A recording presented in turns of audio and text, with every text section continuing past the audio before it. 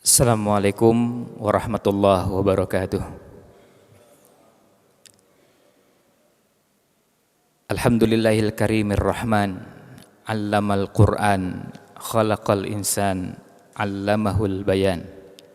Asyhadu an la ilaha illallah wahdahu la syarikalah wa asyhadu anna Muhammadan abduhu wa rasuluh. Allahumma salli wa sallim ala nabiyyina Muhammad wa ala alihi wa sahbihi ajma'in, amma ba'd. Salah satu dari sekian banyak karunia yang Allah masih berikan pada kita di kesempatan pagi ini, kita bisa melaksanakan sholat subuh secara berjamaah dalam rangkaian kegiatan ibadah kita di 10 hari terakhir bulan Ramadan. Salawat serta salam senantiasa kita haturkan kepada Rasulullah Sallallahu Alaihi Wasallam, pada keluarganya, para sahabatnya, dan pengikutnya sampai akhir zaman.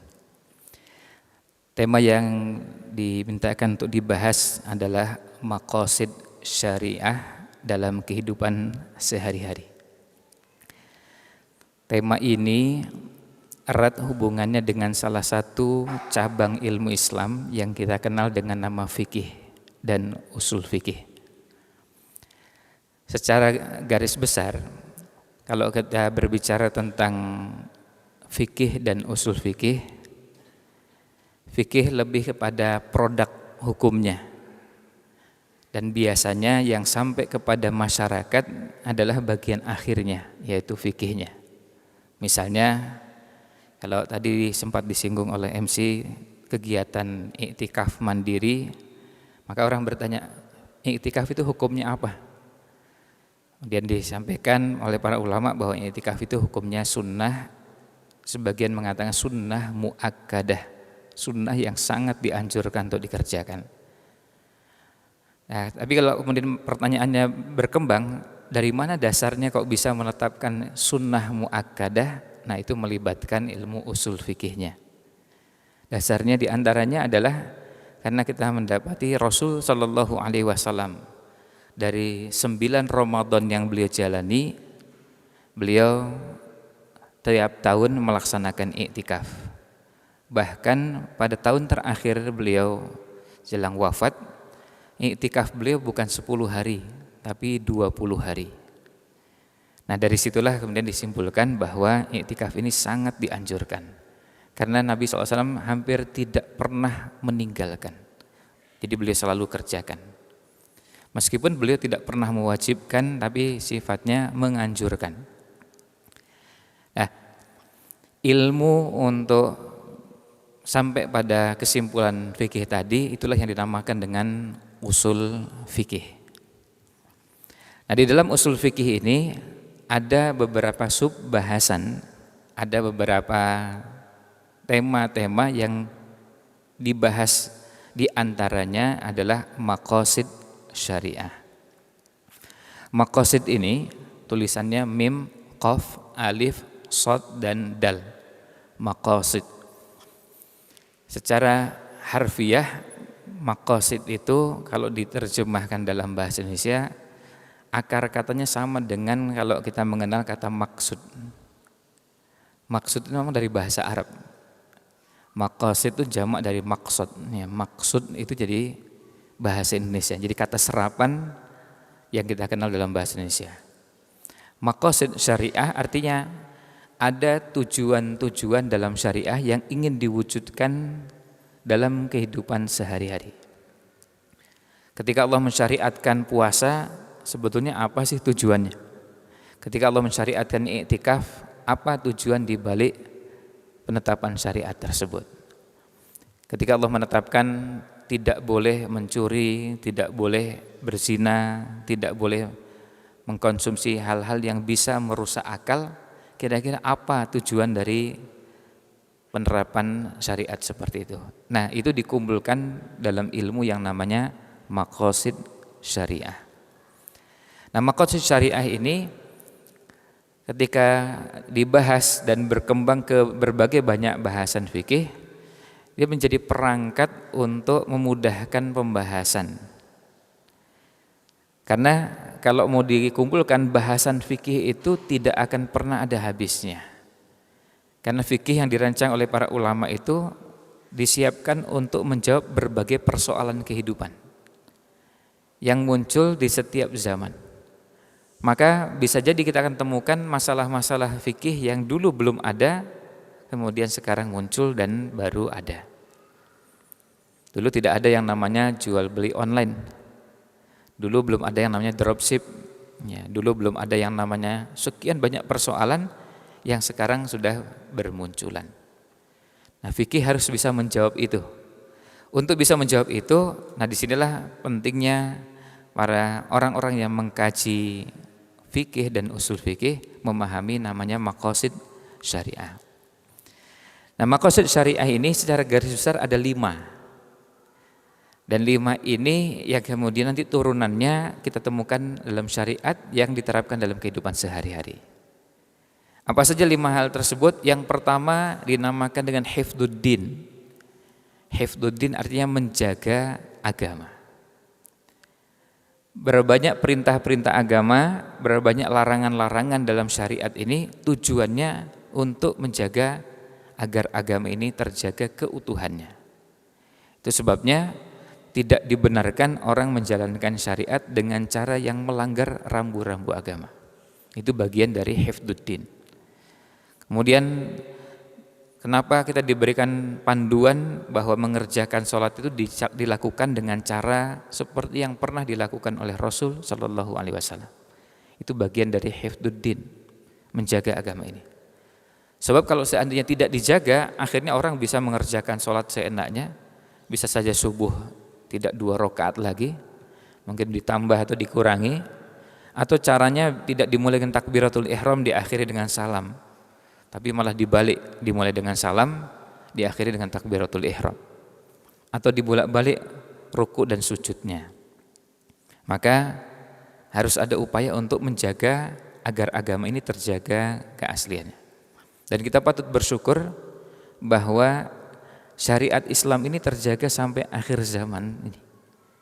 Semua kita tadi ketika sholat subuh, sebagian ketika mengerjakan sholat sunnah sebelum sholat subuh, semuanya seragam dan sama. Dimulai dengan takbiratul ihram, diakhiri dengan salam. Dan semuanya sama ketika tasyahud akhir sebelum salam, memberikan isyarat dengan jari telunjuk tangan kanan. Tidak ada yang menggunakan jari selain jari telunjuk. Tidak ada yang menggunakan ibu jari atau jari yang lain. Semuanya seragam. Itu bagian dari hifdzuddin. Maka kalau ada yang menggunakan jari yang lain, diingatkan karena apa? Ini sudah keliru dalam cara menjalankan agama. Nah, bagian dari pelaksanaannya bentuknya menjalankan perintah, menjauhi larangan. Ini yang pertama, hifdzuddin. Yang kedua yang dinamakan dengan hifdzun nafs, menjaga jiwa. Ketika Allah ciptakan manusia ke muka bumi ini, Allah berikan hak untuk menjalankan kehidupan, tetapi juga dia harus menjaga haknya orang lain untuk menjalankan kehidupan. Maka ada perintah-perintah untuk menjaga agar nyawa ini tetap terjaga, tapi juga ada larangan-larangan agar jangan sampai menghilangkan nyawa. Ayat yang kita dengar bersama dalam sholat tadi, di rakaat pertama maupun rakaat kedua, surat Al-Maidah, kisah 2 anaknya Adam alaihissalam.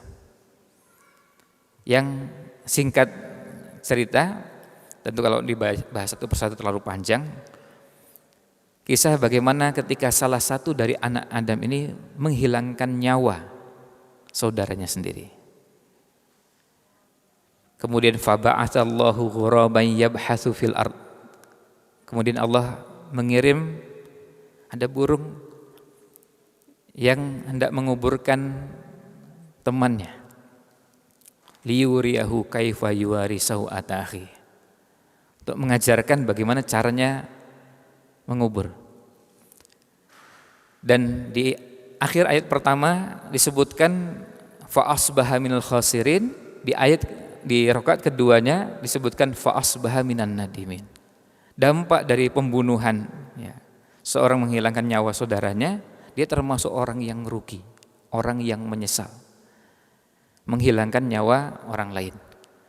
Kemudian ditutup dengan syariat, apa hukuman orang yang menghilangkan nyawa orang lain. Sebab kalau seandainya ini dibiarkan, apalagi pembunuhannya dilakukan dengan berencana, pembunuhan tidak sengaja saja, dalam syariat kita ada sanksinya. Pembunuhan tidak sengaja itu ada pembunuhan sengaja, berencana, ada pembunuhan tidak sengaja, ada pembunuhan yang agak mirip dengan sengaja. Ada orang mengarahkan senjata, dia mengira di balik semak-semak yang bergerak itu hewan. Ternyata ada orang yang sedang sembunyi di situ. Ketika dia tembakkan, ternyata manusia yang kena, bukan hewan. Nah, itu dalam syariat kita ada sanksinya untuk kasus seperti itu. Kemudian bagaimana kalau menghilangkan nyawa dengan sengaja, apalagi pembunuhan berencana. Artinya pembunuhan berencana yang direncanakan waktunya, tempatnya, caranya, dan seterusnya. Nah, ini tujuannya apa? Supaya nyawa ini betul-betul terjaga. Jangan sampai ada orang dengan seenaknya menghilangkan nyawa orang lain karena merasa bebas. Kalau ingin menghilangkan nyawa orang lain dia boleh, kalau enggak juga silahkan. Maka diatur dengan syariat. Nah, itulah yang menyebabkan kenapa ada hukuman qisas, kenapa ada hukuman untuk pembunuhan yang berencana. Tujuannya untuk menjaga agar nyawa ini bisa betul-betul diberikan haknya. Yang ketiga, yang dinamakan dengan hifdzul aql, menjaga akal. Manusia dengan makhluk yang lain, apalagi wujudnya hewan, salah satu pembeda yang paling utama adalah akal. Kalau manusia, untuk urusan buang hajat, cari di tempat yang tertutup dan memang tempat khusus untuk itu. Kalau hewan, dia tidak bisa membedakan ini tempat parkir, ini toilet, bahkan masjid.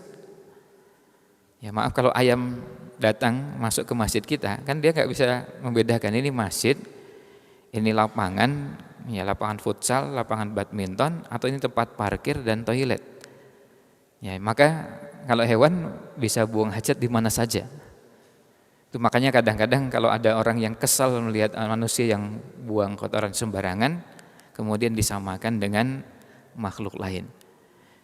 Kita bisa memaklumi pada makhluk lain, tapi kalau pada manusia ini sulit untuk bisa dipahami kalau manusianya punya kemampuan berpikir yang normal. Nah, Islam mensyariatkan ada yang namanya perintah, ada yang namanya larangan untuk menguatkan akal, tapi sekaligus juga untuk menjaga akal. Maka suplai ilmu yang benar itu diperlukan untuk supaya melahirkan orang-orang yang punya kekuatan akal yang baik. Pendidikan, ilmu itu bagian dari hifdzul aql ini. Oleh karena itu, semua kegiatan yang mendukung tersebarnya ilmu, tersebarnya pendidikan yang baik, itu mendapatkan dukungan yang sangat kuat dalam syariat kita ini. Sampai-sampai Nabi SAW bersabda, thalabul ilmi faridatun ala kulli muslim. Menuntut ilmu itu wajib bagi setiap muslim. Semua kita kena kewajiban itu. Laki, perempuan, semuanya sama. Sama-sama wajib belajar. Tidak ada satupun di antara kita yang tidak kena kewajiban tersebut. Nah, tetapi di waktu yang sama juga tidak dibenarkan melakukan hal-hal yang bisa merusak akal. Apa itu bentuknya? Di antaranya yang kita kenal dengan nama narkoba, minuman keras yang bisa merusak akal. Orang ketika mengkonsumsi bahan-bahan tersebut bisa melakukan perbuatan yang ketika dia sadar, dia akan menyesalnya luar biasa. Ini yang dinamakan dengan hifdzul aql. Kemudian yang keempat, ada yang namanya hifdzul mal, menjaga harta. Setiap kita yang Allah karuniakan harta, nahnu qasamna bainahum ma'isyatahum. Allah membagi ma'isyah tiap orang beda-beda. Dan itu menjadi haknya, maka yang bersangkutan punya hak untuk mengelola hartanya. Dan tidak boleh ada pihak lain yang mengganggu, apalagi merebut dengan cara yang tidak dibenarkan. Maka dalam Islam disyariatkan bagaimana mencari nafkah yang benar, tidak boleh ada unsur merugikan pihak lain dalam bentuk menipu, menzalimi dan yang lainnya. Tetapi juga ada syariat yang melarang mencuri, merampok, membegal, korupsi dan segala bentuk yang bisa mengganggu kepemilikan pihak lain. Sampai-sampai diatur dengan sangat detail dalam fikih muamalat. Apakah boleh orang menjual barang yang belum menjadi hak miliknya, belum menjadi kepemilikannya penuh. Dan bahasan-bahasan seperti itu di fikih muamalat dibahas secara khusus. Tujuannya apa? Supaya harta ini disalurkan kepada yang berhak dan yang memiliki harta tidak terganggu oleh pihak-pihak yang ingin merebutnya dengan cara yang zalim. Ini dinamakan dengan hifdzul mal. Dan sanksinya pada beberapa bagian hukum tersebut keras, tegas untuk supaya masing-masing mendapatkan haknya. Dan yang terakhir ada namanya hifdzun nasl, menjaga keturunan. Salah satu cara untuk mempertahankan kehidupan manusia adalah berketurunan. Maka syariat Islam mengatur yang namanya pernikahan. Satu-satunya jalur untuk mendapatkan keturunan adalah pernikahan. Tidak ada jalur yang lain. Itu sebabnya Islam mensyariatkan dan menganjurkan untuk melakukan proses pernikahan. Nikah dengan cara tentu yang dibenarkan dalam syariat. Kemudian tidak hanya sampai di situ, dilanjutkan dengan berketurunan. Maka ketika ada kampanye menikah tanpa punya anak, ini menjadi bagian dari perhatian syariat kita. Karena ini akan menghentikan kelangsungan kehidupan. Bayangkan kalau seandainya masing-masing kita berpikir bahwa kita menikah tapi tidak perlu dan jangan punya anak, maka kelangsungan kehidupan ini akan berhenti. Nah, kemudian selain ada perintah menikah, perintah berumah tangga, juga ada larangan-larangan yang terkait dengan hal seperti ini. Di antaranya larangan berzina. Karena ini akan mengacaukan tatanan kehidupan dalam rumah tangga. Baik itu perzinaan yang dilakukan sebelum menikah atau sesudah menikah. Bahkan menjalin hubungan dengan cara yang tidak dibenarkan antara lawan jenis, baik sebelum menikah maupun sesudah menikah, juga bagian dari perhatian syariat ini. Kenapa? Karena tujuannya untuk menjaga keturunan. Sehingga tidak terjadi ada anak yang tidak jelas orang tuanya. Karena ini akan mengganggu kelangsungan kehidupan sang anak. Bukan hanya dari sisi fisik, tapi juga dari sisi psikologis.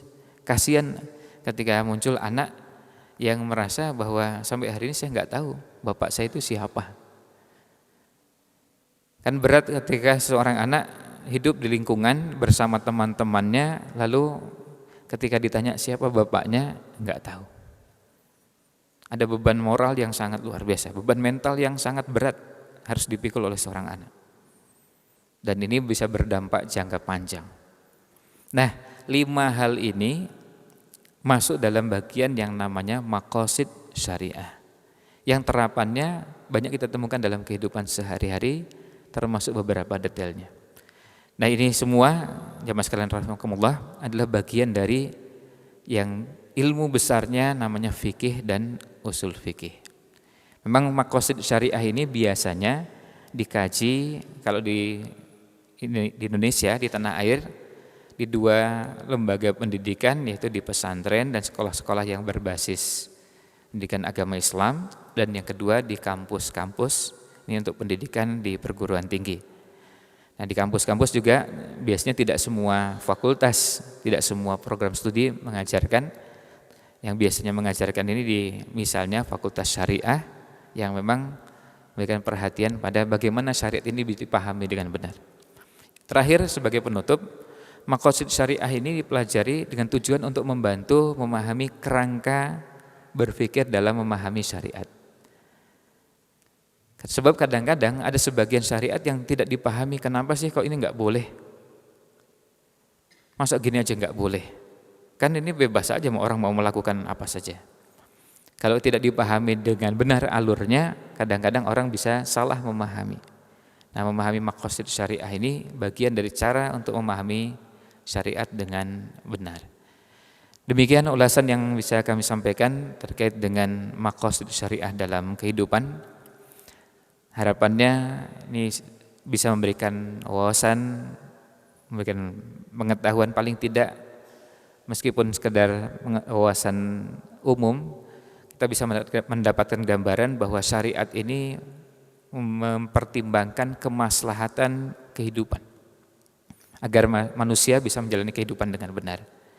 Manusia bisa menjalani kehidupan tidak saling mengganggu satu dengan yang lainnya. Tidak ada proses yang namanya saling menzalimi, menyakiti, menganiaya, merugikan, membahayakan, dan kita bisa hidup berdampingan dan tidak ada hal-hal yang merusak. Dan kita berharap mudah-mudahan Allah SWT membimbing kita untuk memahami syariat ini dengan baik. Demikian yang bisa kami sampaikan. Mohon maaf jika ada hal-hal yang kurang berkenan. Wallahu a'lam. Wa sallallahu salam ala nabiyina Muhammad wa ala alihi wa sahbihi ajma'in.